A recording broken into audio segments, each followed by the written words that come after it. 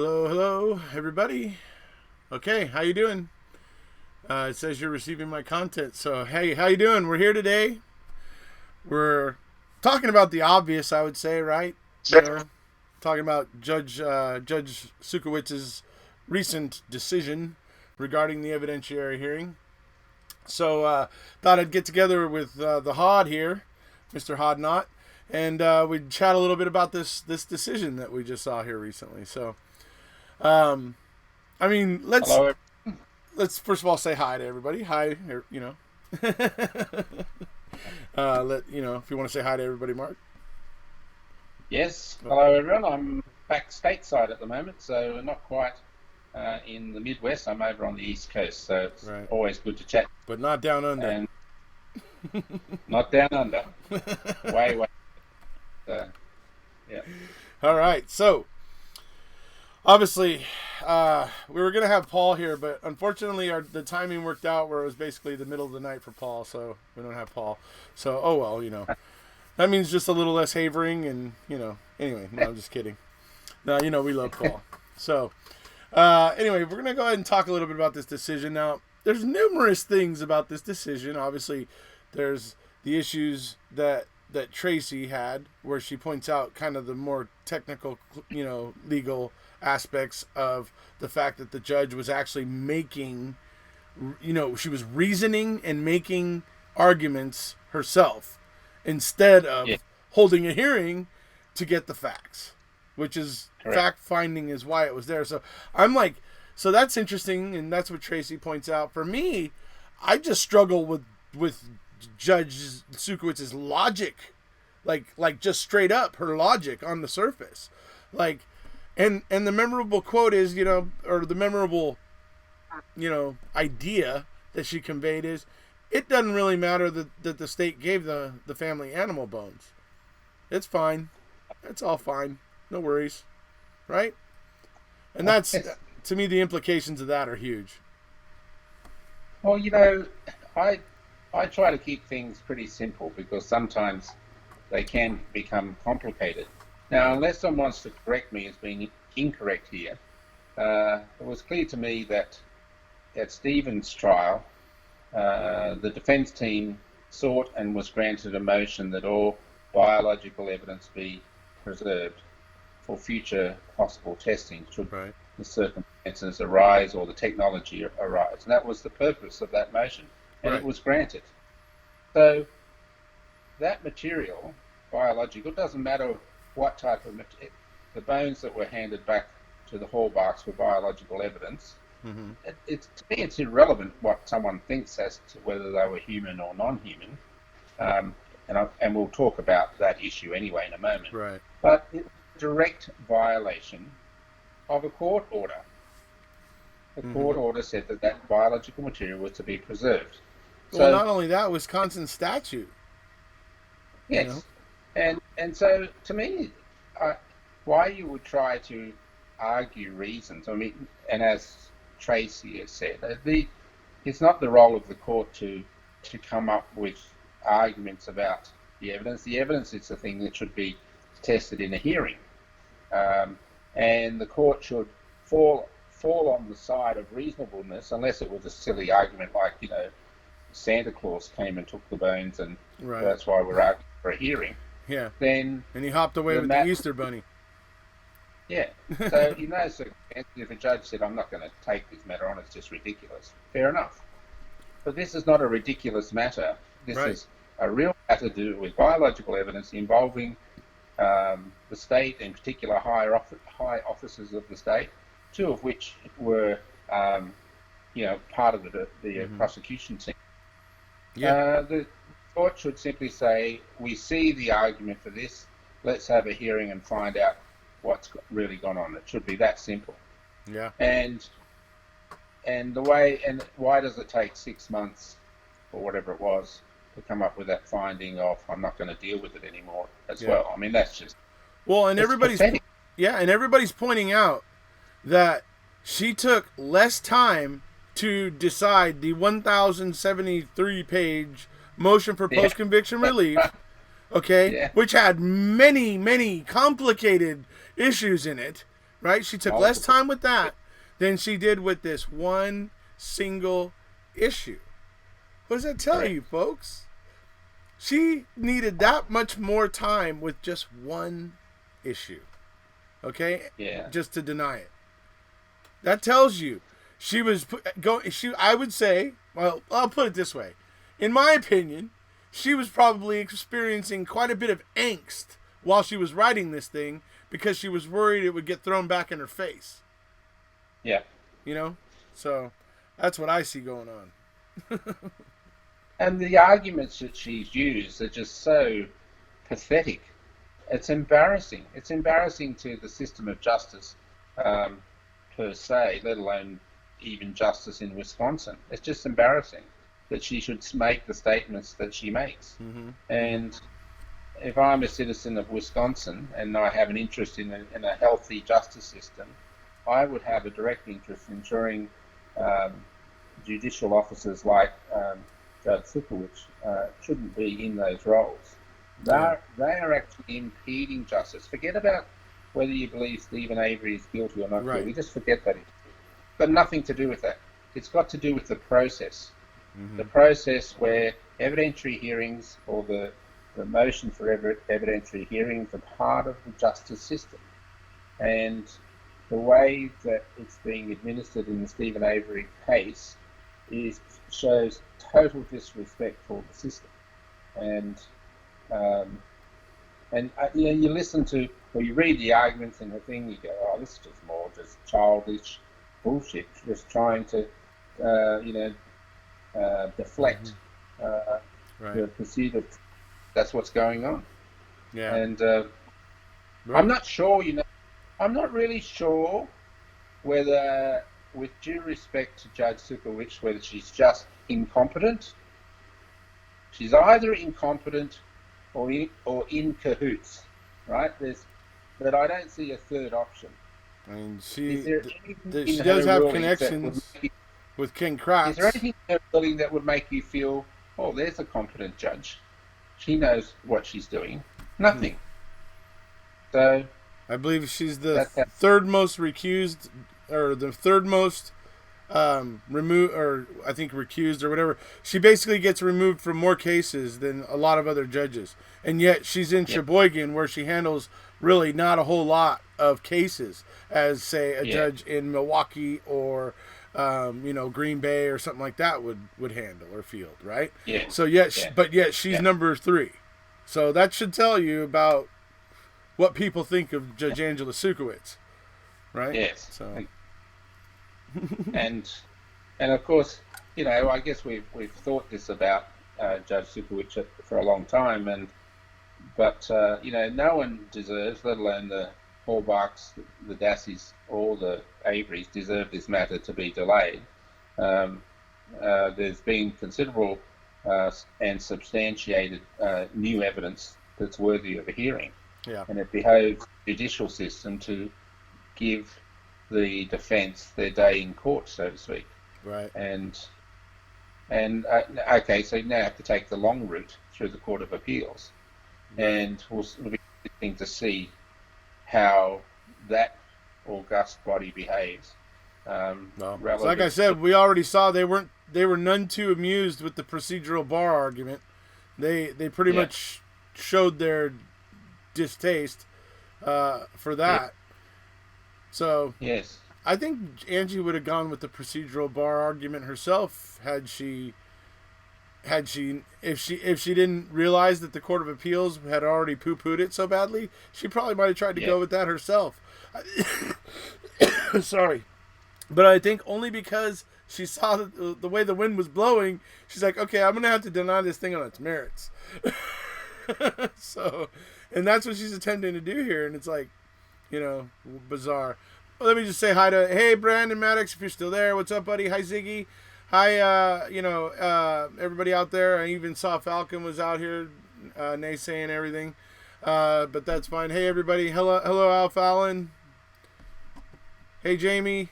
Hey, there's Brandon. Hey, guys. I just wanted to say hi real quick before we get back into it. But, yeah. So, that's... Going to the Court of Appeals, I think, is going to be the huge thing, because it's like I keep pointing out, like the state continually keeps talking about how this is Stevens failing, this is Zellner's failing. They didn't bring this stuff at the appropriate time, and everything or whatever, and so they should be barred from bringing it and all that sort of stuff. But it's like, but look at what they did. Look at the CD. Did they hand over the CD when Zellner announced she was planning to write a motion for post-conviction relief? Did they hand over the CD then? No, they didn't. They waited until after the motion was denied. Then, I guess, they felt safe enough handing it over. Probably figured it would never get remanded because, as Tracy's told us, folks, it doesn't happen too often in Wisconsin. And for it to have happened twice in one case is off the charts. Yeah. Okay? Yeah. So keep these things in mind. These are all things that have been building up on this appeal, in addition to all the things that you've seen Travis and I cover in the 3 parts or 3 or 4 parts that we've done covering the original motion for post-conviction relief. And you see all the stuff we're going through there. There's all of that, and now it's got this CD, and now it's got these bones on top of it all. Yes. So it gives it all the more weight, and it gives it all the more force, and it also is showing peripherally, because it's showing such an array of a picture, that it's showing how there's all this disingenuous crap happening everywhere, all over the place in this case. Yes. And that's going to be important for the judges to see that. And yes. So, yeah. So, what are your thoughts? And, there anything particularly that stuck out that really burned you when you were reading her decision? Oh, look, there were many things, to be honest. As I said, to me, I was hoping that there would be obviously a decision to have the hearing, because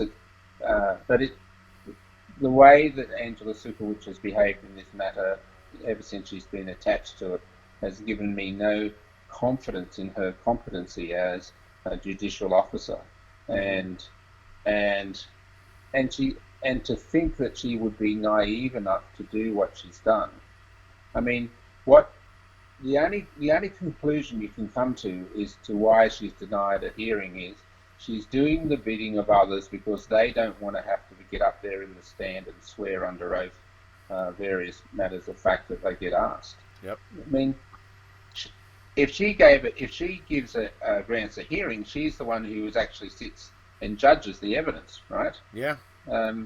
If she wanted to deny it after that, fine, right? Because she says, I don't, blah, blah, blah. But at least gives the appearance.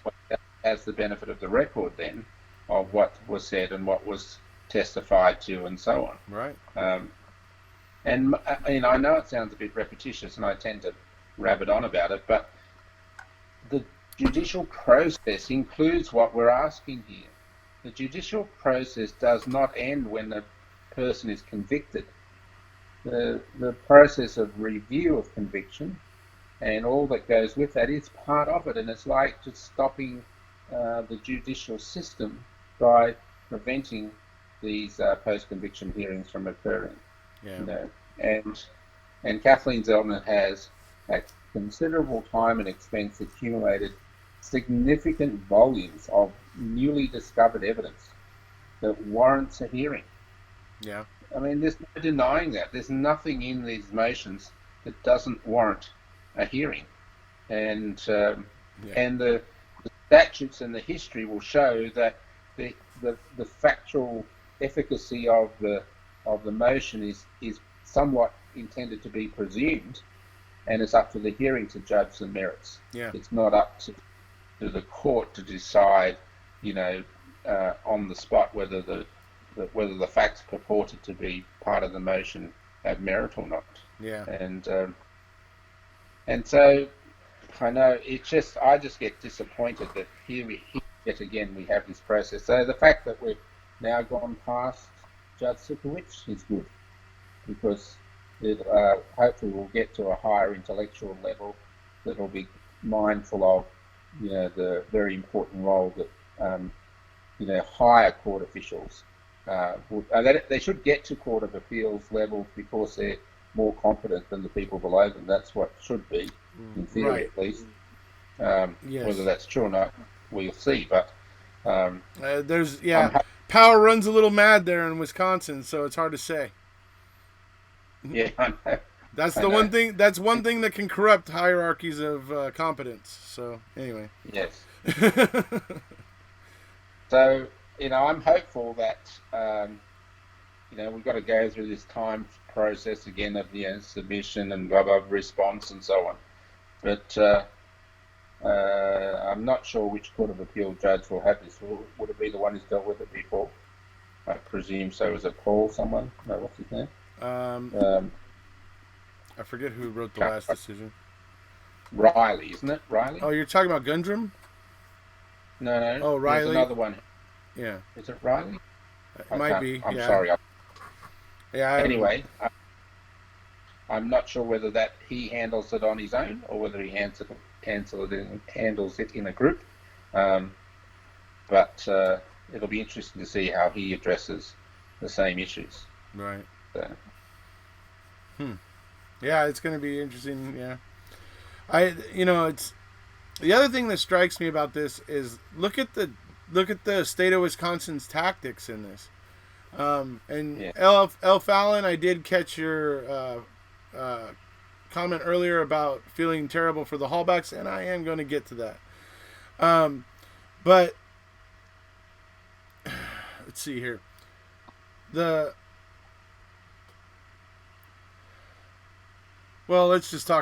go ahead and talk about how terrible this is for the Hallback family.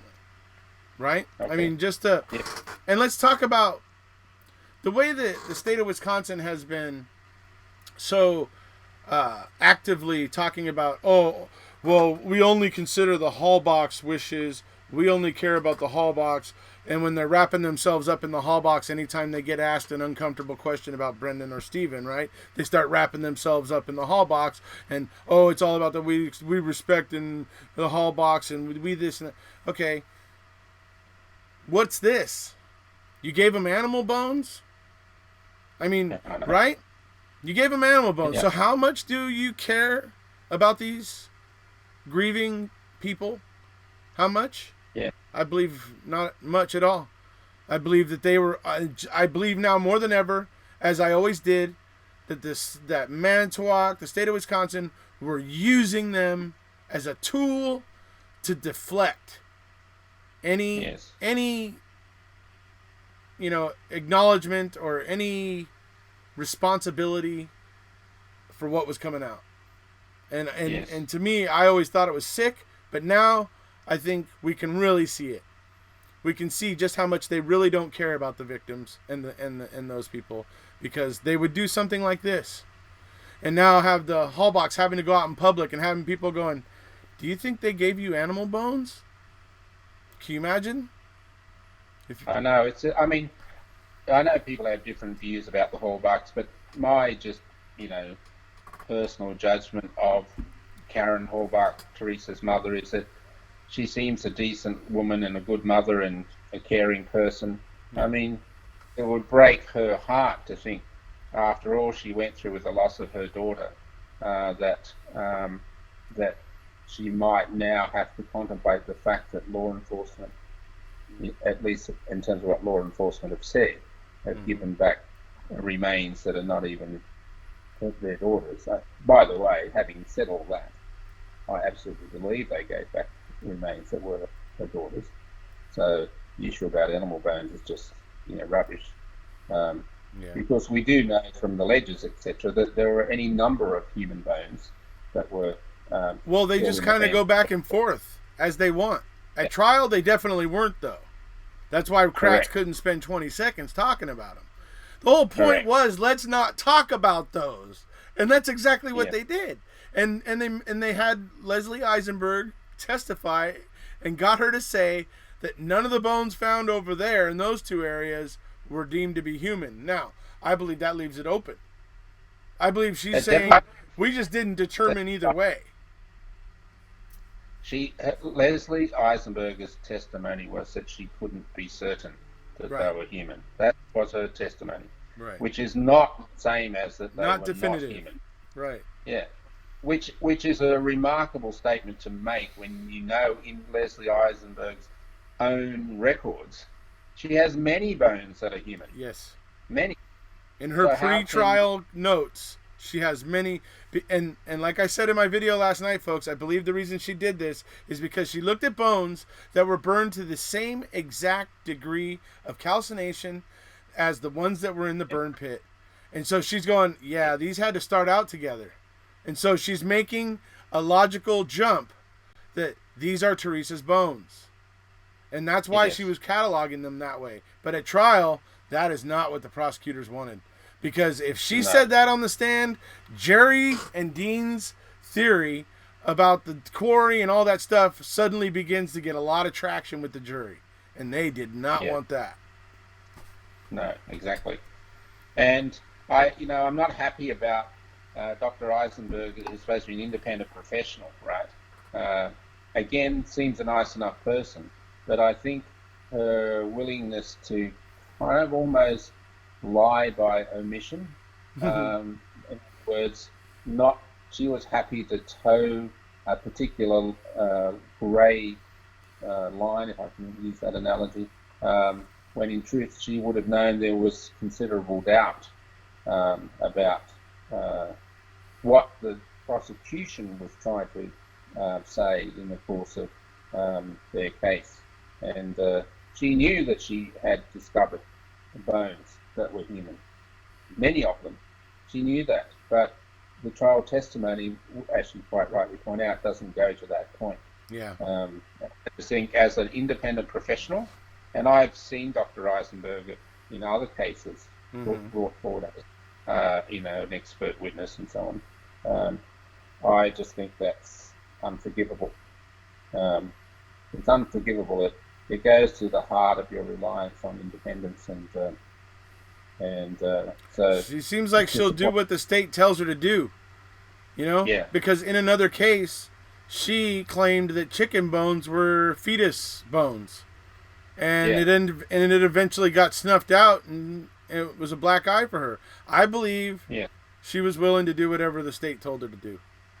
Well, you may recall in the trial, the first trial, Mm-hmm. Stephen's trial, that her general, if you like, salvo as an argument was regarding the location of the bones. She would say within a reasonable degree of scientific certainty, she believes the bones started in the burn pit, right? Mm-hmm. In other words, the body was burnt there.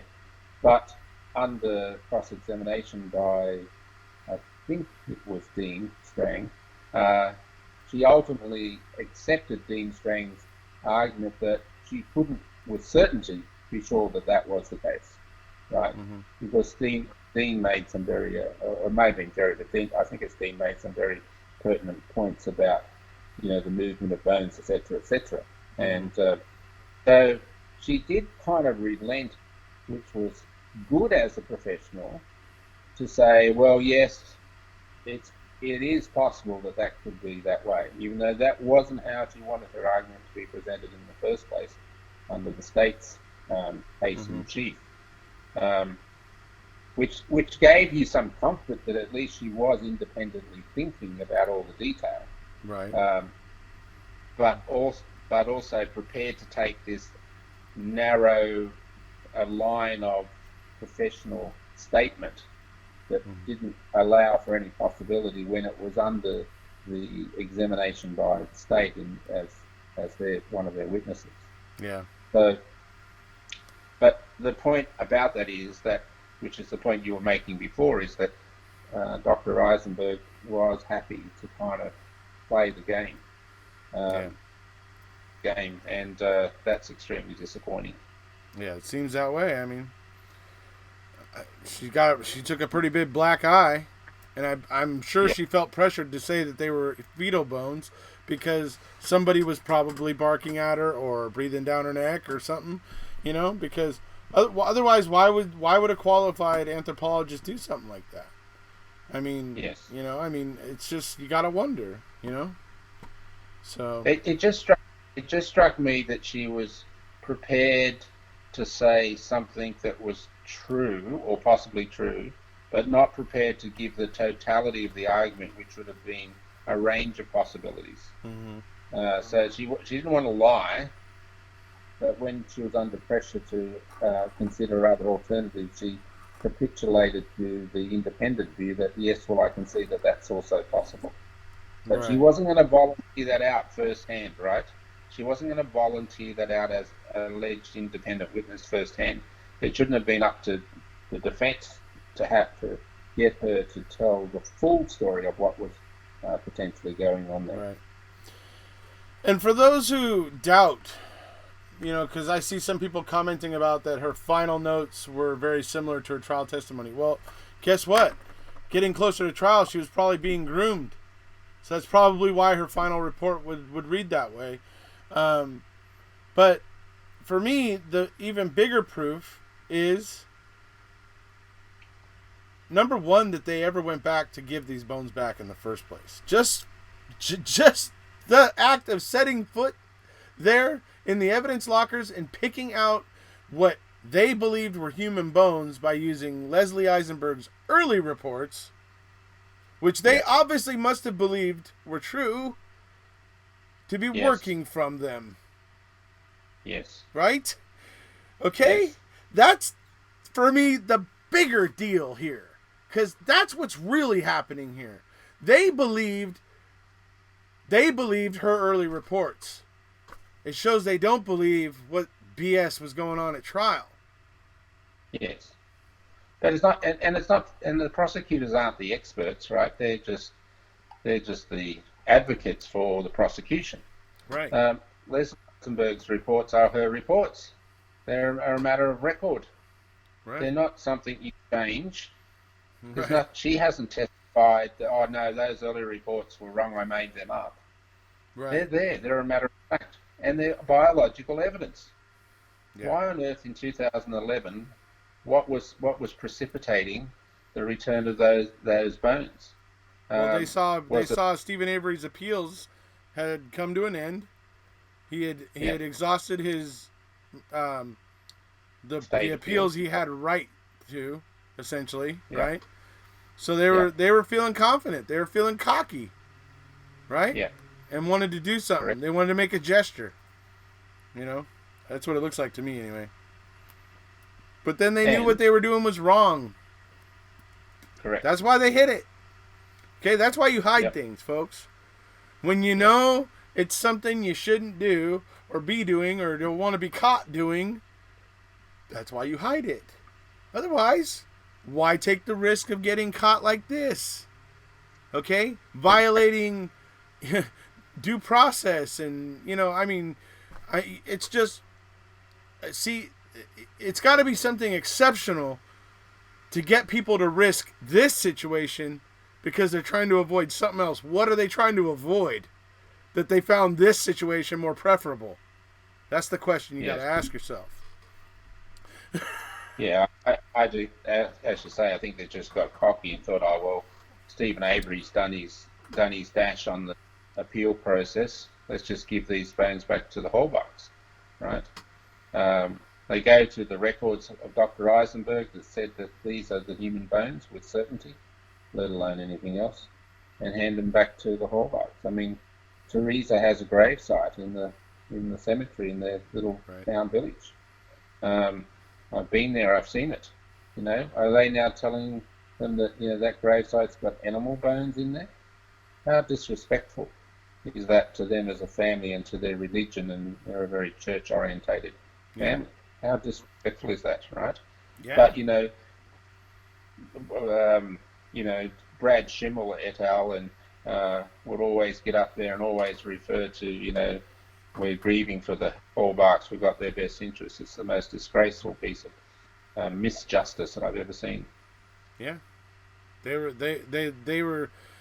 grieving with the Hallbachs and everything, and the Hallbachs were all whatever when they were able to use the Hallbachs as a shield. But now that they needed to, separate, they needed to try to do something about these recent claims, and so now they've basically said, "Oh yeah, we gave him animal bones." So I mean, it's got to be pretty messed up sitting in the hall box situation right now. Seriously. Exactly. Like, exactly. so many different magnitudes of messed up. You know? But, you know... And it's not funny. I mean, it really, truly is just sad and sickening. But... It is. Yeah. It's disgraceful. Absolutely disgraceful. And, that's why I just can't believe that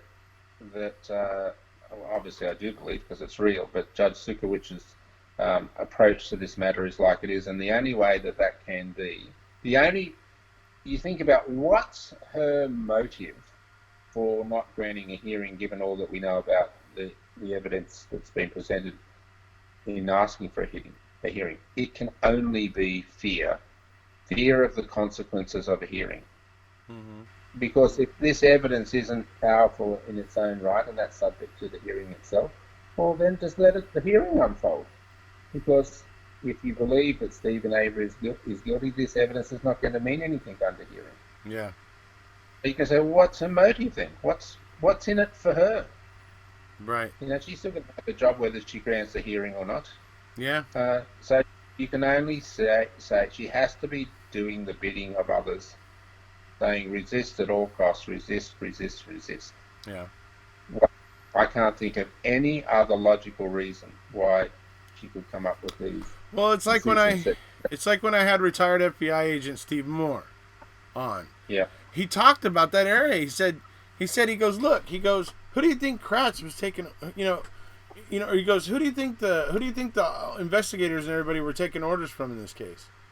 And I was just like, well, that would be the DA usually, or the lead investigator. I said, and he goes, or the DA, and I go, oh yeah, Kratz, right, sure, and he goes, and Kratz was letting them get away with a lot of stuff, right? He goes, and guess who was letting Kratz get away with that kind of stuff? The judges. Yeah. He's like, it all comes back to the judges in that area, because those judges, it's like the kids are running the show, is the words he used. And those judges are just letting things run rampant and not giving a crap.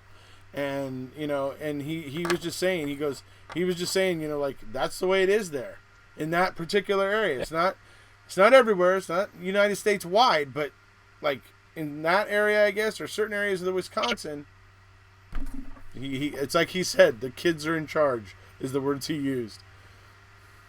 And, that was plainly in evidence in Stephen's trial, and some of the decisions that Judge Willis made during the course of the trial. No smaller one was the issue associated with the relevance of the phone calls on Teresa's phone that were logged after she's allegedly already been killed and burnt, where Judge Willis ultimately says, I don't see the relevance of the matter. I mean, again, that's a Sukowic thing. You're either extremely stupid or you're corrupt. Right. It is his job to see the relevance of it, right? That's his job. And how more relevant can there be than deleted phone calls on a phone that was allegedly burnt, 2 or 3 days earlier?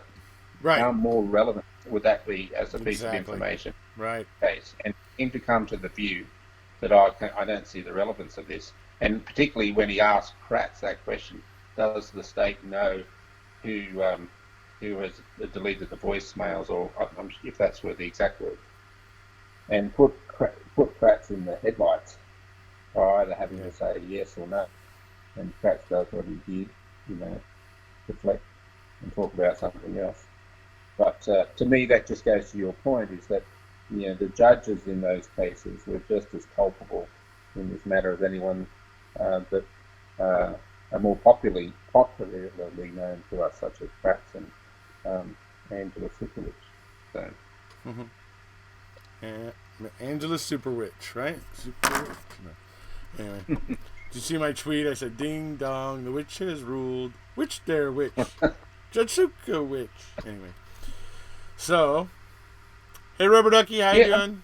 Nice to see you. It makes you wonder. That we're obviously focused on the Avery Dassey cases, but it makes you wonder what other levels of injustice have been reaped upon the citizens of Manitowoc County and Sheboygan County and all those surrounding areas by these types of judges and this type of behaviour. You know, this can't be an isolated case. Oh in no, that certainly sense. not. Yeah, it's like it's like now we're seeing them start to treat the Hallbox a bit like they've treated the Hochstetlers. You know? Yeah, exactly. You see that? I think that's important. People don't. I mean, a lot of people who are really into Stephen and Brendan know about the Hochstetlers. There's a lot of people out there who probably don't know about the Hochstetlers. But maybe if they continue on in this, manner, a lot more people are going to start learning about people like the Hochstetlers, maybe even Michael Bell. And they're going to start finding out about some of this stuff, So we'll have to see where it's going to all end up. So pretty wild though.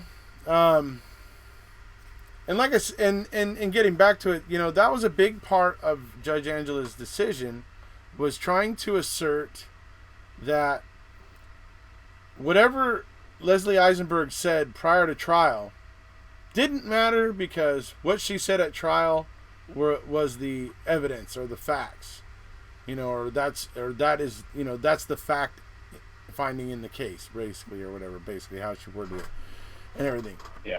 But it's and because of that, these possible suggestions that some of the bones are human don't matter because of that. But I love it how she's saying that, but yet she's admitting that these two prosecutors, one of whom was the assistant attorney general of Wisconsin, who were involved in prosecuting this case, were the ones who were deciding to go back to earlier reports of Leslie Eisenberg's. So, and the bone that there is to pick here is that Judge Sukowitz is basically assuming what report they might have been working from, instead of calling them in to ask them what report, or so they could be asked by counsel what report they were working from, why they were there, what they were doing that day, what motivated them to go there to give back those bones that day, blah, blah, blah, blah, blah, those sort of things, right? And instead, she used a lot of her own reasoning to fill in the gaps, which is not really what a judge is supposed to do. And that's why Rule Griffin wrote a song, and it's really funny. And he called it Stephen Avery and Angela Sukowitz wants to be ADA. In other words, she wants to be assistant district attorney because she's making arguments for the state, right? It's brilliant. I love Rule. If you're out there, Rule, what's up, buddy? But just go back to the process of what we're involved in here. So, okay, Dr. Eisenberg had her report, and that she was cross-examined and gave evidence and was cross-examined on it in Stephen's case. The motion from Kathleen Zellner on this matter wasn't a motion about that evidence per se. Mm-hmm. It was a motion about what? It was about motion about newly discovered evidence, right? Right. Newly discovered evidence relevant to the prosecution of Stephen Avery. Right. What was that newly discovered evidence? The mere giving back of the bones and the reports that identified bones as being human and so on. Right. It's not. This is. You can't dismiss this as not being in the trial. Otherwise, there wouldn't be any such thing as newly discovered evidence. Right. So Angela Sukowicz's argument about that just doesn't have any logic attached to it at all. Yeah. She was working really hard to scratch something together. Yeah, it took her 6 months to scratch 12 pages together. Right. And anyway, I've said it all before. Yeah, and like I said, she took less time with 1,073 pages, and in the original post-conviction relief, she took less time to decide that than she did this one single solitary issue. Yeah. So, and that stupid argument she had about forgive me, I don't have it in front of me, but about the, what was it? The intent of the law enforcement officers that was Oh, what right. she was, Yeah. uh, She was talking about, because like, that, what was there. She was talking about whether or not they could be considered experts by, and so therefore what they were doing, because they weren't the expert themselves. So anything they were doing was purely just their belief, and therefore it isn't like a reasonable theory and blah blah blah or whatever. She's like, whatever they were acting on, it was just their belief. Those she refers to law enforcement officers. She doesn't dare say assistant attorney general Fallon, and that she's yeah, certainly not going to say that in the decision. She says law enforcement officers, as if we're talking about yes, some Dudley deputies here that did this. yeah. It's like, and it's just like, oh boy, that's so disingenuous, But I mean, so disingenuous. every one of those people are all part of the justice system, and effectively get their authority to act under the Department of the Attorney General's department, right? Yeah. Um, to try to treat, I mean, even though what the point you're making is so powerful and relevant, but to try to treat these officers as if they're just some person coming along the sidewalk who did something. These people are acting under Right. instructions, Who right? knew this case Who's better than instructing? anybody? Norm Yeah, Gahn and Tom Fallon. I mean, correct, who else would have been so familiar with every aspect of this case? I can't think of correct. anybody else except for maybe Dean Yeah, String and Jerry Buting. But then again, we know that there was a lot held back from them. So I think I'm still going to go with Tom Fallon and Norm Gahn. correct.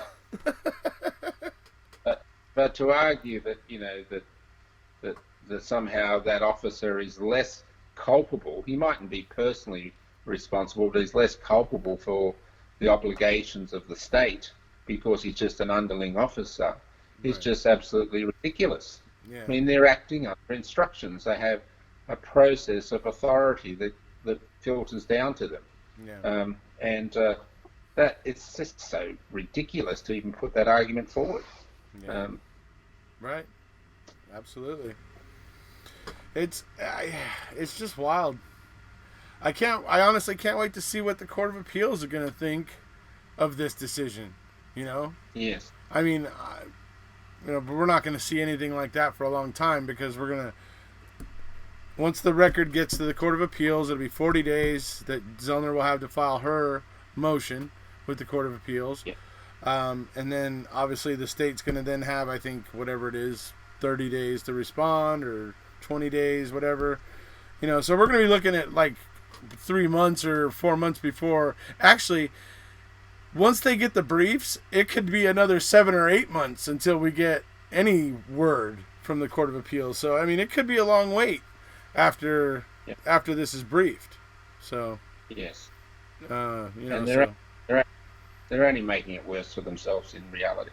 Oh, yeah. Um, I think it's um, ironic that they accused Zellner of stalling. That's, yeah, to me, exactly. the irony there, yeah, is just beyond. It's off the charts, man.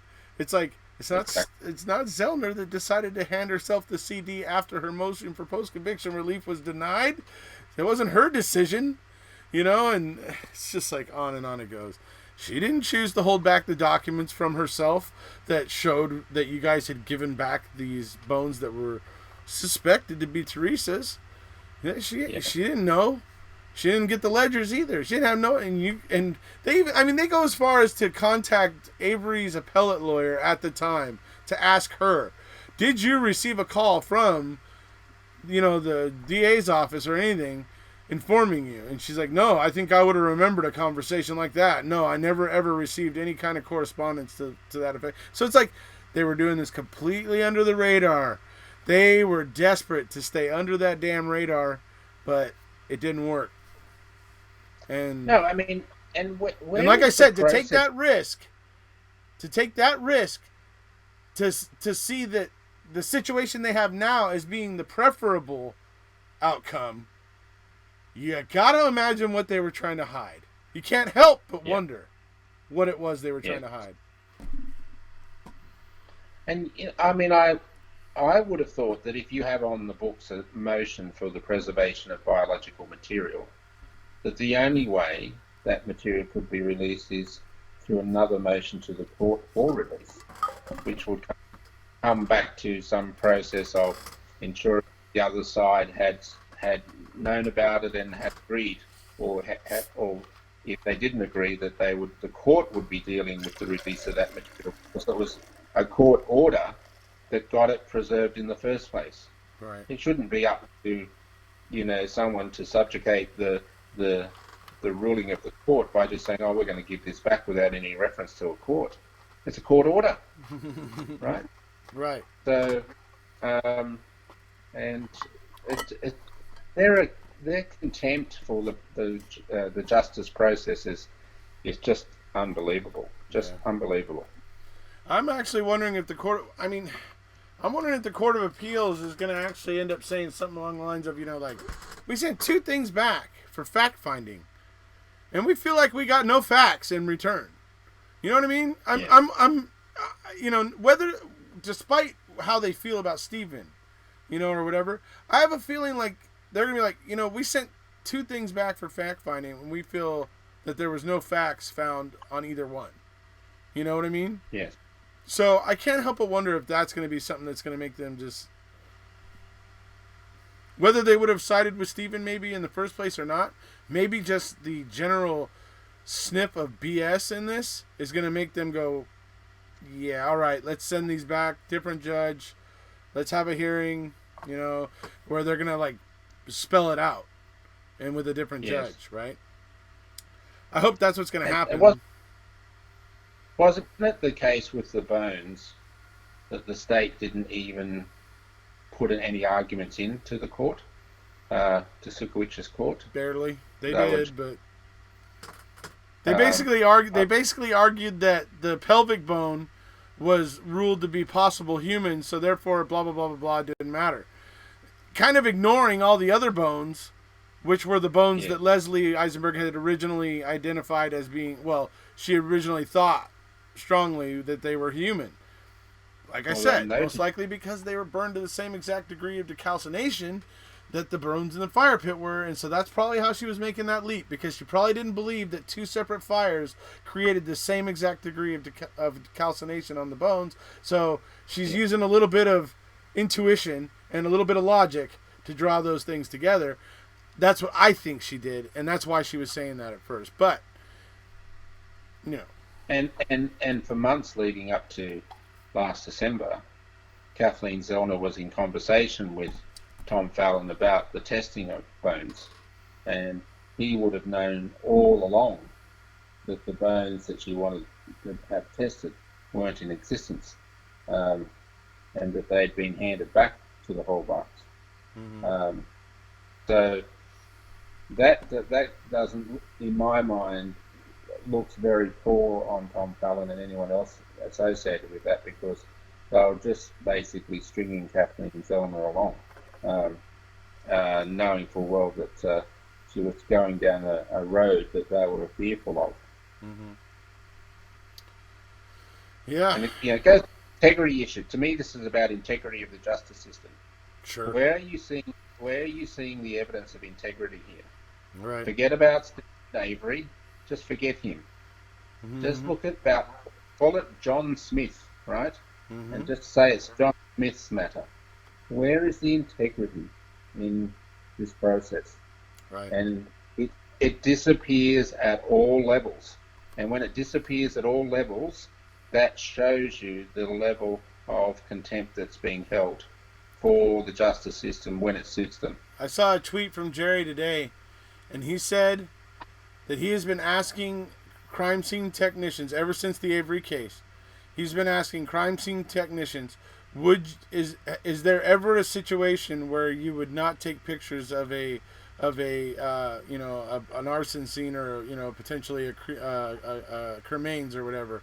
And basically he gets the same answer every time, where they basically say, no, if the pictures don't get taken, then it's usually because somebody was preventing it. Somebody, was, wanted it that way. And if the state truly believed that Teresa was burned on Stephen's burn pile, mm-hmm. they would want those photos to show that. Yes. right? If Yes. her bones were in an anatomically logical position in the burn pit, that would help them even more. Yes. They they should want that for their own case. The Absolutely. fact that they scooped it up with a bloody, shovel and later on a skid steer thing or whatever it was, and Mm-hmm. chucked them all in a box. You Right. know, where has that ever happened before? Yeah. Uh, in, Even in Wisconsin, where I have we know, seen right? that? In? I mean, those Yeah, boxes, those boxes, dude. I swear, they look like flower boxes, like yeah, like that you would send like a bouquet of roses in. That's what those like. It's got like the gold foil on the outside with little flowery, designs on it. Right? It's like, dude, that totally looks like something you'd send somebody a bouquet of roses, or something. Anyway, yeah, but it's like, yeah, how professional is that?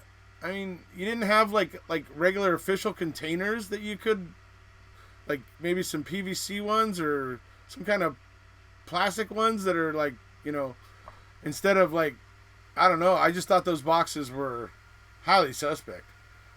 yeah. Wondered where they came from. So And nobody, no independent forensic pathologist or, as we know, the coroner, even went out to the site. They're just relying on this, you know, delivery, pizza box delivery of stuff, and to look at it as a big jumble of bones, right? yeah. I don't how you could come to any conclusion based on that. But the fact Mm-hmm. that, all these so-called experts were out, that is, the law enforcement officers were prepared not to do the standard protocol when it comes to a crime scene like this, which would have been in their best interest if they were honest, that is. Mm-hmm. That says to me, well, the only reason you deferred from standard protocol because you were worried that the standard protocol would Would tell reflect on you, poorly on what right? you're on it. Yeah. Yeah, right. That's. I mean, for me, that's why you break with standard operating procedure. Because if you're a Yes, cop, you follow SOP because it saves your ass. It's something yes, that keeps you from becoming personally liable for stuff. You follow yeah, standard operating procedure because that's how you stay safe. So when you yes, see them breaking from it, yeah, once again I have to wonder what made them think that that was a more desirable outcome to not follow SOP and get called out for that. What were they hiding to find that more preferable? Once again, yes, and with anything in this case, ask yourself that. Why would they think this current situation in the way it looks is preferable? What prompted them to want to do this to themselves? yes. So, And then if you go back to issues like Kathleen Zellner's fire expert, his name escapes me, uh, regularly talks about how yeah, difficult it is for teeth to be destroyed in a fire, right. right? So, if Teresa was destroyed in the fire in the way the state said it happened, why didn't they find the normal array of teeth? Or Why more, didn't they right. find more vertebrae? And Mm-hmm. then how did those bones suddenly, in part, jump inside the Dassey burn barrel? Yeah, How did that happen? yeah. Just explain, give one possible explanation as to how those bones would suddenly be inside one of the Dassey burn barrels. And don't forget that Bobby Dassey says that they only had three, but when the investigator when that day the investigators found the bones, he went outside and they suddenly had four. Yeah, That's what Bobby said. So yeah, take it for what it's worth, but that's what he was saying. yeah. So So it's all those circumstantial, they're more than circumstantial, but all those examples of what didn't happen that should have happened, let alone the logical process of all of that, just is so powerfully telling you this is such a contrived set of circumstances. And then for a Judge Sukowicz, in the totality of this, to continue this fraud, that's what it is. It's a legal and moral fraud on the people of Wisconsin and the Hallbach and the Dassey and the Avery families, on everyone. For them to perpetuate this is unforgivable, just literally unforgivable. Mm-hmm. And I'm hoping that the Court of Appeals will not continue this charade. Yeah, well, or hopefully, they'll hopefully step in and do something useful, um, that will cause everybody to just stop avoiding the issue, because that's to me the thing that has stuck out in this all along, aside from a little bit we got from Kratz and Fassbender when Kratz's book came out. It's been mum's the word. They don't want to give up anything. They don't want to say anything. I mean, that's fear. That is real fear. Right. It's bizarre. It's really bizarre. I mean, once the cat's out of the bag, that there's a proven that it's proven that there's a person that was wrongfully convicted twice. I mean, that's going to open a Pandora's box that law enforcement and district attorneys across this country never wanted open, because people are going to be going, what the hell, can this really happen? You know what I mean? They're gonna, they're already talking about, in some circles, systemic problems, racism, various things in entities. If it comes out that law enforcement agencies wrongfully convicted a man twice, it's going to be a powder keg. And, ground zero is Wisconsin. There's no way of diffusing this. Right. So Paul likes to refer to it as the ever-rising balloon, and they're still holding on to that sucker. But, and eventually it only goes so high and then it bursts. Yeah, exactly. Eventually. Yeah. And then you got to come down. Instead of letting go of that thing when you're 5 feet off the ground and just going, you know what? I'm just going to take my medicine and own my crap. Let go. Yeah. Let go of that balloon and let it float away. Right? That's what you should do. Yeah, exactly. So that's the way you're supposed to do it. So they haven't done that. So now they're so high, they can't even think about trying to do the right thing now, because they've already gone so far out on the limb, I guess you might say, that they're fully committed. Yeah, I think I've done the count myself, but I think there's something like 12 or 15 items on their own would justify a post-conviction hearing. Yeah. These are not just throwaway stuff, right? Just go to things like Brian Dassey's affidavit about what Bobby said to him about Teresa leaving the property. Right. Or the gentleman whose name escapes me who spoke to Andrew Colburn about seeing the car. Ramlow. Yeah. Kevin Ramlow. All those items just on their own, and then you've got all the issue about all the scientific testing on the bullet and the wood that's on the bullet, and no biological material on the bullet, and all that stuff, and God, it's just an abundance of information. On and on and on it goes. Yep. Yeah. And it's just, for me, that's the thing that makes it hard for me, for those people that just, who can go, okay, but who cares? It's like, you'll care one day when it's you. You'll care if it's you one day. Here's the thing. You don't have to like Stephen Avery or Brendan Dassey. Right. In fact, you can even hate them if you want to, right. Although just from your own point of view, you want to have a good reason to hate someone. But you can do that, but you don't still care about justice. Correct. Because it's the same system that you're going to rely on when you're in court, right? You want to rely upon the intelligent and thoughtful and independent minds of judges, whether you're up there for a traffic offence or for whatever you're in court for.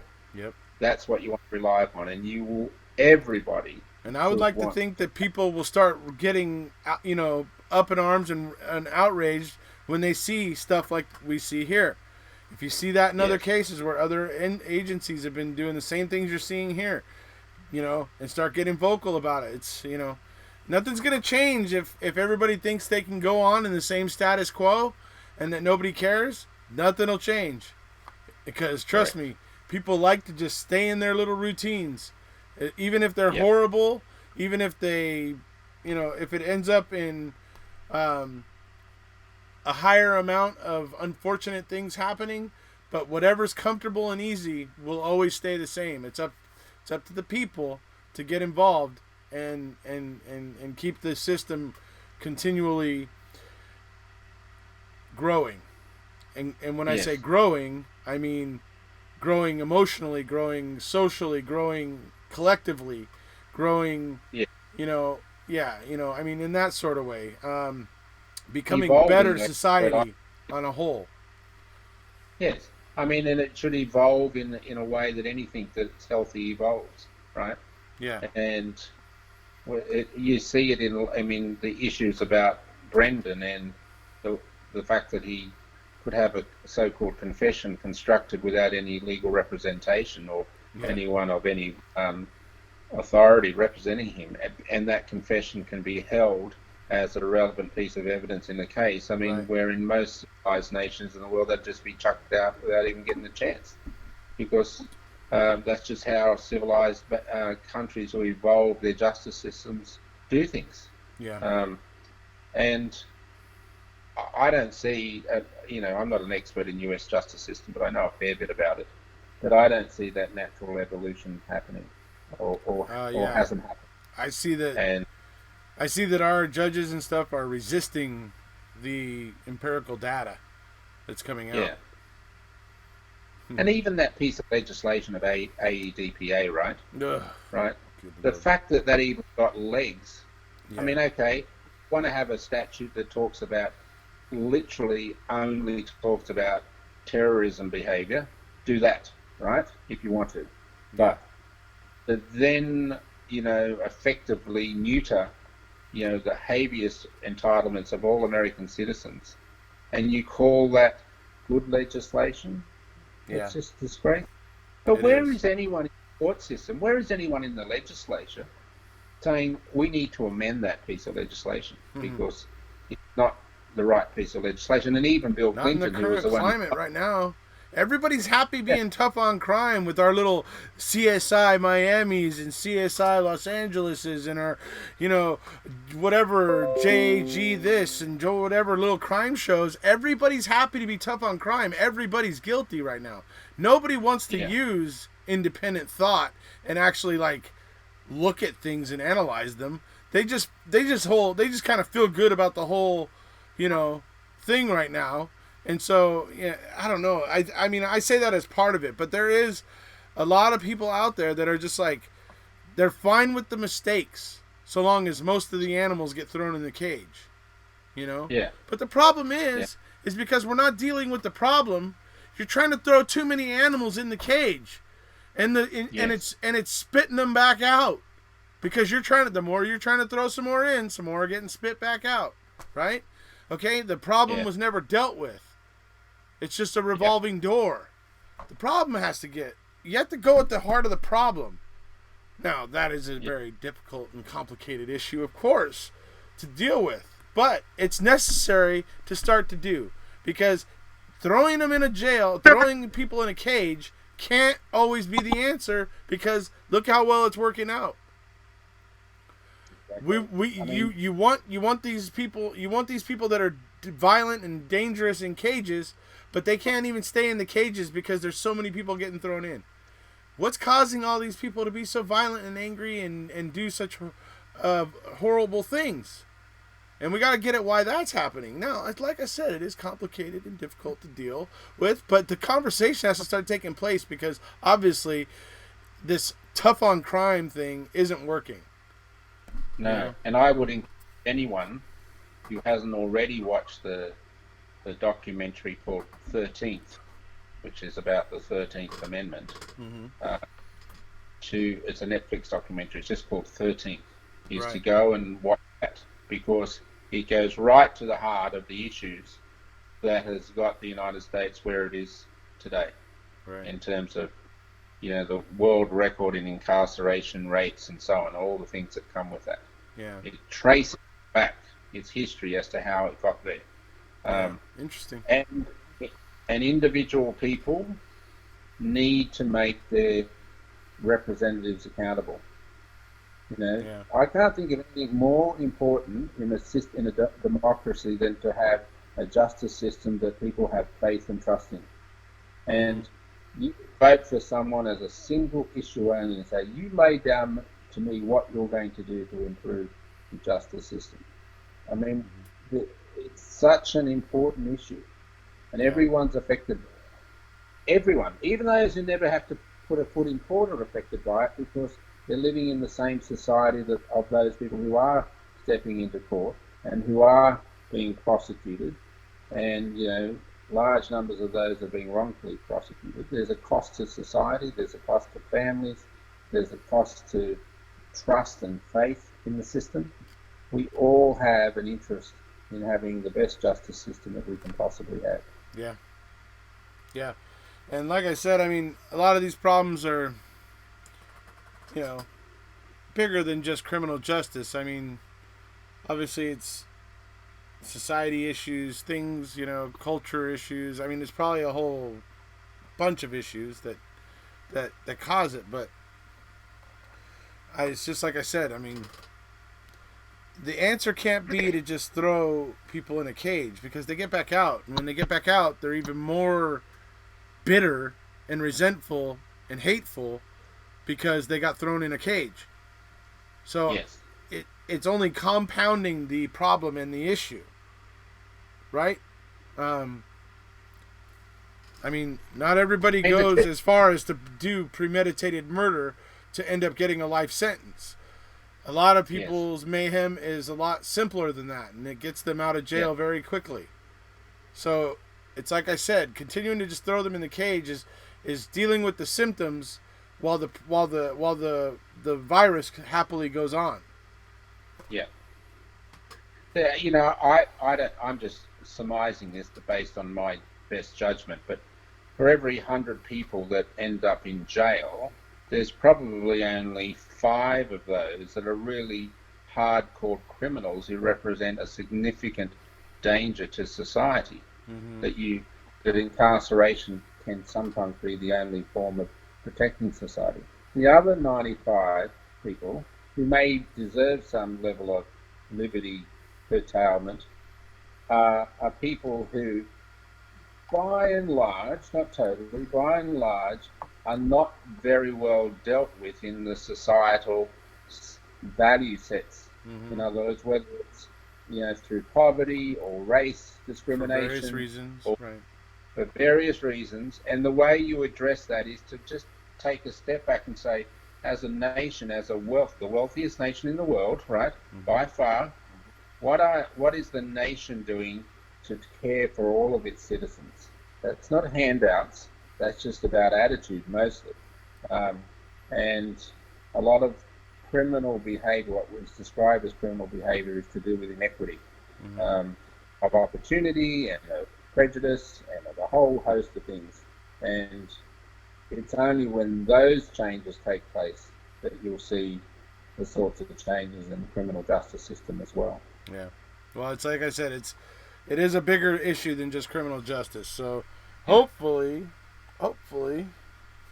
the conversations will begin and we'll start moving down a road to enlightenment, or at least towards a little bit more evolved than we are now. So and people need to get out and vote, right? I'm sorry, there's no excuse for it. You live in a democracy. People fight wars to have the rights to vote. We take it for granted we have a right to vote in a democracy, and when only 60% in the US on a good day go out and vote, that means that someone who gets 30% support of the voting population gets 100% control of the country. There's a whole lot of disenfranchised people, not because of the fault of the politician, but because the citizens who are eligible to vote don't bother to vote. Right. And politicians, many politicians rely on that. In fact, they rely on the fact that they only have to speak to 55 or 60% of the population when they have their policies, and they ignore the 40 to 45% that they know aren't going to go out and vote. Yeah. And that's the individual accountability that has to happen here, let alone the structural reform as well. Right. Yeah. Well, it has been a pleasure speaking with you. Thank I you know all. it's getting pretty late over there for you over there on the East Coast. Yeah, 1:25 a.m. Yeah. So there you go. See, now you're going to be waking up in the morning. You're going to need your what was the coffee you guys got when we were in Australia? You guys kept going to the coffee. The flat white. There you go. You have to get yourself a flat white, right? Anyway, there you go. Yeah. So, but yes, and thanks for being here, everybody. I love getting a chance to talk with the Hodd, particularly when we have something new to talk about, like this wacky decision. So thank you, everybody, for being here. Thank you, Mr. Hodd, for being here. If you haven't already, please hit subscribe. Go ahead. Before you do that, one quick little note that Yes. people might be interested in is that I am heading to Wisconsin in a few days, and I will be visiting Stephen Avery. So maybe we can have another chat when I'm there, and I could report on some new things once I'm there. Okay. And when you're there, oh no, you're not allowed to have your phone in there with you, are you? Oh no. Next time you're talking to Steve on the phone, play the clip of Paul when he's asking Eunice what "haver" means. All right. He'll get a kick out of it. Come on. He will. All right. Okay, folks, look forward to that. We might have Mr. Hodd on the ground there in Wisconsin here in a few days, so that might be fun. If you haven't already, please hit subscribe, and we'll see you.